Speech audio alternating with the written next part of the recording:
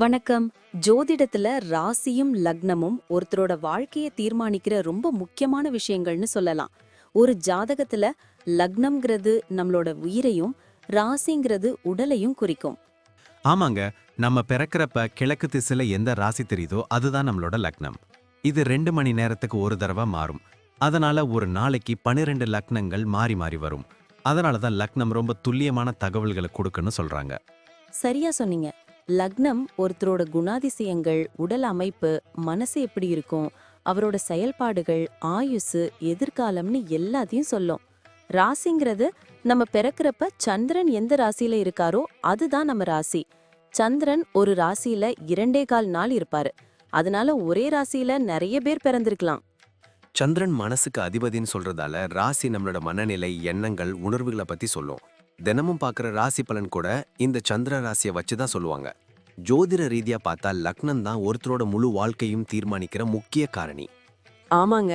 நம்மளோட ஆளுமை, சிந்தனை, செய்யற வேலைகள், அதிர்ஷ்டம்னு எல்லாத்துலயும் லக்னம் தான் முக்கிய பங்கு வகிக்கும். ராசி அதுக்கு துணையா செயல்படும். ஒருத்தருக்கு லக்னமும் ராசியும் ரெண்டும் நல்லா இருந்தா அவரோட வாழ்க்கை நல்ல முன்னேற்றமா இருக்கும். மேலும் லக்னம் மற்றும் ராசிக்கு அதிபதியான கிரகங்கள் ஜாதகத்துல எப்படி இருக்குங்கிறதையும் பார்க்கணும்.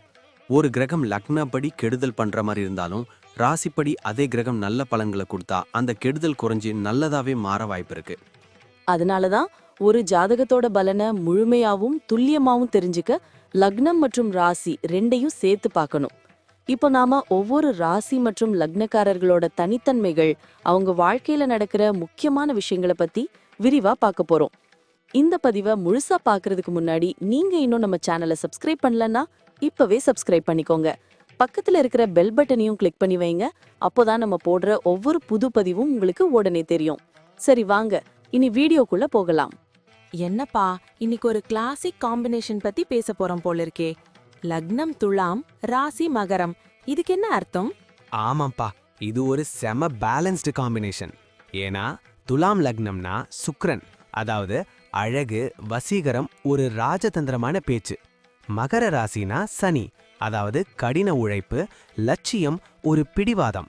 சுக்கிரனும் சனியும் நட்பு கிரகங்கள்ங்கிறதால இவங்க வாழ்க்கையில அதிர்ஷ்டம் விட உழைப்பால வர்ற வசதி தான் அதிகமா இருக்கும். அப்போ இவங்க பார்க்க ரொம்ப சாஃப்டா தெரிஞ்சாலும் உள்ளுக்குள்ள ஸ்ட்ராங்கான ஆளா இருப்பாங்கன்னு சொல்லு. அதேதான், துலாம் இவங்களுக்கு ஒரு மென்மையான தோற்றத்தை கொடுக்கும். எல்லாரோடையும் இனிமையா பழகுவாங்க. ஆமா இல்லைன்னு சொல்ல மாட்டாங்க. ஆனா தங்களோட கொள்கையிலிருந்து ஒரு இன்ச்சு கூட மாற மாட்டாங்க. எல்லாருக்கும் நீதி கிடைக்கணும்னு நினைப்பாங்க. இவங்கள சுத்தி எப்பவுமே ஒரு பெரிய ஃப்ரெண்ட்ஸ் கேங் இருக்கும். ஃபேமிலி லைஃப்ல இவங்க எப்படி ரொம்ப ரொமான்டிக்கா இருப்பாங்களா? சுக்கிரனோட ஆதிக்கம் இருக்கிறதால பார்ட்னர் மேல ரொம்ப அன்பா இருப்பாங்க. ஆனா மகர ராசி சனி இவங்களுக்கு சின்ன வயசுலயே பெரிய பொறுப்புகளை கொடுத்துடுவார். அதனால ரொம்ப மெச்சூர்டா நடந்துப்பாங்க. வீட்டை ரொம்ப அழகா ஒரு ஆர்ட் கேலரி மாதிரி வச்சுக்கணும்னு ஆசைப்படுவாங்க. கெஸ்ட் யாராவது வந்தா அவங்கள உபசரிக்கிறதுல இவங்க தான் பெஸ்ட்.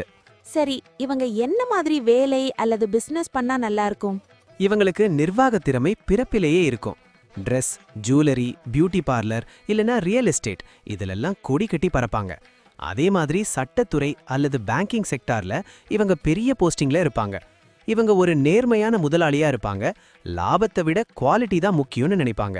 காசு விஷயத்துல இவங்க எப்படி கைய மீறி செலவு பண்ணுவாங்களா?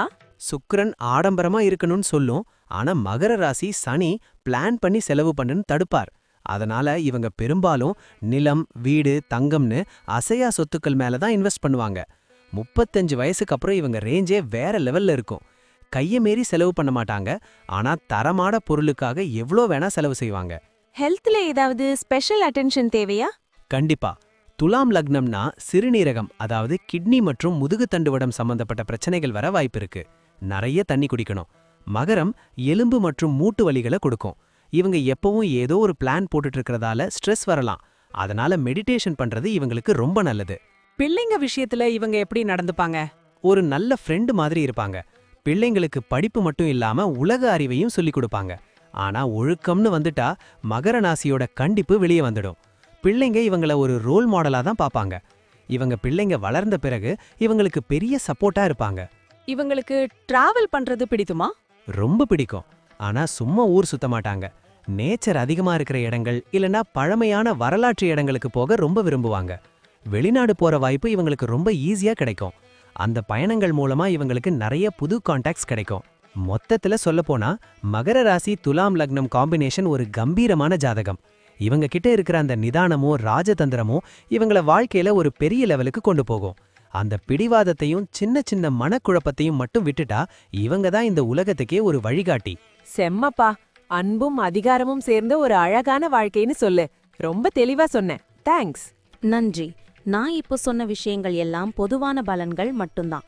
உங்களுடைய சுயஜாதகத்தை பொறுத்து சில விஷயங்கள் மாறுபட வாய்ப்பிருக்கு. ஆனாலும் நான் சொன்ன பெரும்பாலான விஷயங்கள் உங்க வாழ்க்கையில நடக்கும்னு நம்புறேன். இந்த வீடியோ உங்களுக்கு பிடிச்சிருந்துச்சுன்னா நான் அடுத்து பாகம் 2 எடுக்க தயாரா இருக்கேன். பாகம் 2 வேணும்னா பாகம் 2ன்னு டைப் பண்ணுங்க. நிறைய நண்பர்கள் பாகம் 2 கேட்டா சீக்கிரமே பாகம் 2 வீடியோவை பதிவு செய்றேன்.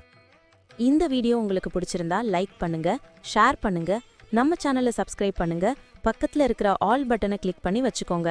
அப்போதான் நாங்க போடுற வீடியோக்கள் உங்களுக்கு உடனுக்குடன் நோட்டிஃபிகேஷனா வரும். உங்களுடைய எதிர்கால வெற்றிக்கு என்னுடைய வாழ்த்துக்கள். நன்றி. வாழ்க வளமுடன்.